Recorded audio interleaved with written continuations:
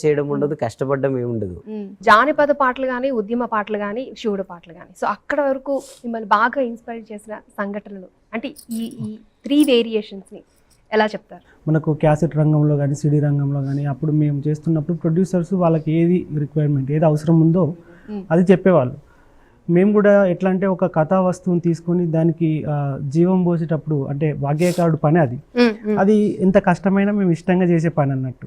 కాబట్టి ఆ వస్తువుకు వాళ్ళు చెప్పే సందర్భం ఏదైతే సందర్భం ఉంటుందో ఆ సందర్భాన్ని మనం పరకాయ ప్రవేశం అంటాం కదా, అట్లా క్యారెక్టర్లోకి వెళ్ళి ఇప్పుడు శివుడి పాట రాయాలి అంటే నేను ఒక భక్తుడిగా మారాలి, ఆయనను కొలవాలంటే నేను ఒక ఫోక్ సాంగ్ రాయాలి, ఒక అమ్మాయి క్యారెక్టర్ అమ్మాయిలాగా లేదా ఒక అబ్బాయి, ఇట్లా ఆ వస్తువును జీవం పోసే క్రమంలో ఆ క్యారెక్టర్లకు పరకాయ ప్రవేశం చేస్తూ చేసేవాళ్ళం. అట్లా మనకు అన్ని సబ్జెక్టుల మీద అవగాహన ఉంది. అంటే ఇలా రాసేటప్పుడు ఏమైనా పుస్తకాలు చదవడం కానీ, ఏదైనా రిఫరెన్స్ తీసుకోవడం కానీ, అంటే కొన్ని మన పాటలు ఇప్పటి వరకు చేసిన ఏ పాట అయినా కూడా జీవితాల నుంచి పుట్టిన పాటలే అండి.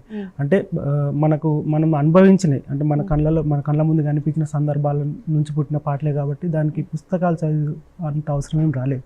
ఓకే, చరణ్ గారు చెప్పారు మీ పాటలు చాలా ఇష్టం. చరణ్ గారు రాసిన పాటల్లో మీ ఫేవరెట్?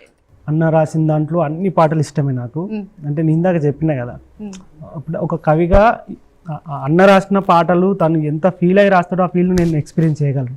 కాబట్టి నేను అంటే దీనిలో కులమానాలు లేవు పాటలకి.